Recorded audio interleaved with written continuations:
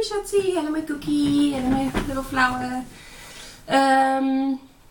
Today is Friday the 13th of September. And no sign of flower yet, little Tyler Jane. But on Monday I am 39 weeks and feeling rather large. I now understand why they kind of say, like, are you ready to pop? Because it really does feel like I'm going to pop. Like everything is just super stretched, like to the max. But I have this date in my mind. So the due date was set for the 24th of September, but I have the 28th in mind. Don't know why.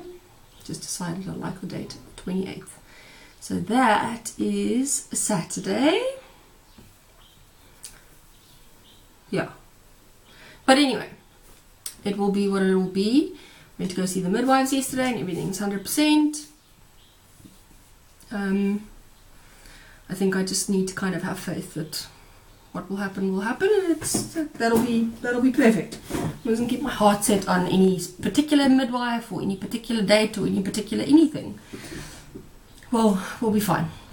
The house has now been painted, and over the weekend I want to do a little final house clean and then clean the car seat and the Moses basket, because I have not done that yet. I have not packed a hospital bag yet. I have not washed or hung up or folded or sorted out any baby clothes yet. So cupboard space and whatever for baby clothes, not done yet. I did go get some maternity pads and nappies and wipes and stuff. So by Sunday, I think I'll be good to go. Which is cutting it a bit fine, but you know, I'm not nervous. It is the third baby now, so I'm feeling a lot more prepared and kind of relaxed and stuff. Anyway, I thought quickly today I made this whole long list of about 100 topics before I even started this channel for you guys. But they were so cryptic that now I'm reading through it, I'm like, common sense and friends. Like, it was so cryptic that I can't remember what half the topics are about. Anyways, I found a topic that I can talk about very easily without much preparation, which is how I met your dad. Dad and I met in Scotland at a bus stop. Dad and his brother Carl were standing at the bus stop. Carl was always, according to me, the most handsome brother, but I somehow didn't take notice of him at all. I just had my aims set on Brett, and it was a long process. But I got him eventually. Initially, Dad wanted nothing to do with me. Nothing. Like, I had to leave, because then we went back to a place called Peebles, which is a living kind of little resort in a town not too far away from Scotland. And yeah, Dad just didn't want anything to do with me, so I had to leave my shoes in his room, or I had to leave a beer in his room, or a Sterry Stumpy, or something, to have an excuse to go back to ask him for it. And these were still very, very drunken days. This was 2002, so I was 22 and Dad was about 24. And Renata was just too much for him to remember, so he came up with Rat. And Rat stuck, because then him and both his brothers started calling me that, and all the other staff members really started calling me that. I was like the worst staff member ever at People's. I just never worked. I was just always bunking work, and eventually I convinced Dad and Stephen and Carl to move with me back to Scotland. Why can't I remember Scotland?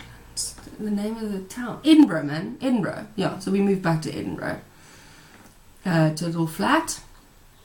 And And eventually, I suppose it took me about a few months, really. Eventually I said to Dad, okay, well, listen here, I want to marry you one day. So he then said, oh, let's all go for a beer. Took Stephen, Carl and myself out for a beer and said to his two brothers, oh, by the way, it looks like Brett and the old goat, because that's his nickname, the old goat and the rat will be getting married one day. Now, we had not held hands, we had not kissed, we had not nothing by this stage. He kind of wanted his brother's approval, which they then very gladly gave, and they were like, no, love her, great, sounds good. I suppose very much with a pinch of salt, you know, because who meets a random chick and like she says I'm gonna marry you and then you say yes. But anyway, then eventually I suppose my visa ran out and I had to come home. Dad ended up staying for another 6 months or so, and we kind of lost contact, but you know, my middle name being persistent, I made contact with Granny, with Gillian, and went to go visit her, came to visit her in Cape Town, and kind of kept connection with Brett that way. And then when he got back, I came to visit again from Pretoria, just to see if, you know, we were still in love or whatever. And then shortly after that, in, I think it was November 2004, I moved to Cape Town, to Hape. And in February 2005, Uncle Carl passed away. And I was very sad. It was a very, very sad time. But anyway, that's the story about how Dad and I met, which is quite a sweet one. Yeah, and I don't know how to explain it, because I'm not really someone who believes in love at first sight, or that there's only one person for one other person, like a soulmate or something. I don't agree with that. I do think that if you put two human beings in a room together for long enough, eventually they'll fall in love. So I don't know how to explain it, but I just had,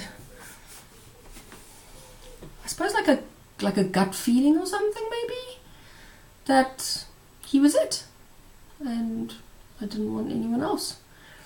And I don't think, I mean, obviously you can ask Dad and hear what his version of this whole story is, but I mean, we're just not those kinds of people who like fell madly in love and it was all this big romance, even though Dad always says he's the man in romance, which he really isn't.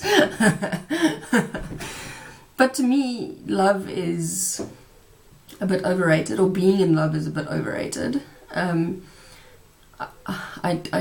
I think there's more of a, like, we were compatible, we jawed together, we drank together, we smoked together, we just like had a fantastic time. I mean, we were totally irresponsible for the next 8 years, until he proposed on Christmas Day 2009, I think, and we were married in 2010.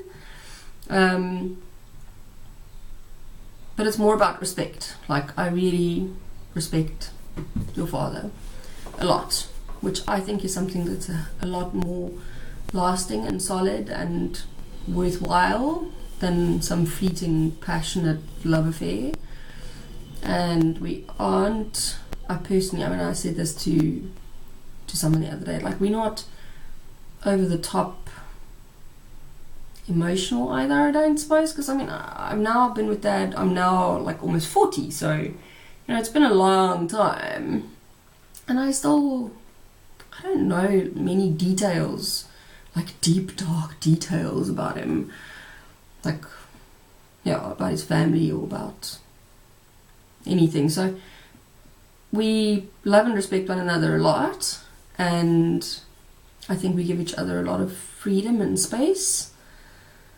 And I've really, really tried to never change who Dad is, because I like him the way he is. I'm not, you know, obviously, and we had so much time to talk about how we were going to bring our children up and how we were going to do things. It was so funny. Like, I left Edinburgh and he was like, oh yeah, no, we'll meet up again and we'll get married and we'll have lots of little shits.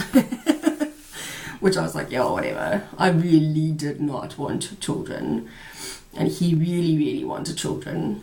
And then we kind of compromised past one another. The one day Daddy came to me and he's like, it's fine, we don't need to have children. And I was like, oh no, actually I've been thinking, and well, maybe we can have some children.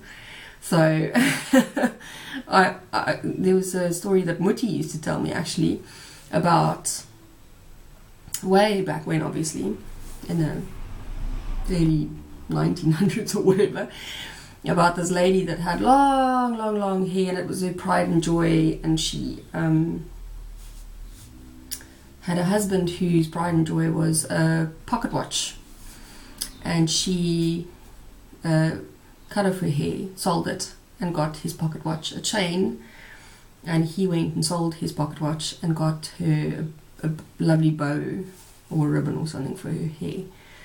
So they kind of compromised past one another, and I've always related us to that story because I do feel that Dad has only my best interests at heart, and I only have his.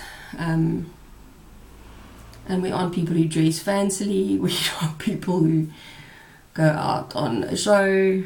I think by now you have realized that every single video is being shot in a white shirt. Like we don't drive fancy cars, we don't have a big fancy house. But because we kind of grew up quite similarly, you know, silly stuff like change the toilet roll, man, if you finish it, if you empty the sugar bowl, those kinds of things. We just realized very early on that we were brought up quite similarly, even though I was brought up Afrikaans and he was brought up English. So, yeah, obviously, if you meet someone at 22, I'll be like, oh my God, are you insane? That's way too young, like you haven't even experienced life yet. But sometimes these things work. And I have no intention of ever leaving your dad, and I hope he has no intention of ever leaving me. And I hope we can always be there for you and support you and try to treat you with the same respect and not try and change you in any way either, and accept you for who you are, which is hugely exciting. I can't wait to see who you guys turn out to be. I mean, I can already see Brooke is a strong-willed, very unique, very emotionally established 6-year-old. Like, you have had leadership qualities in you that I couldn't have put there.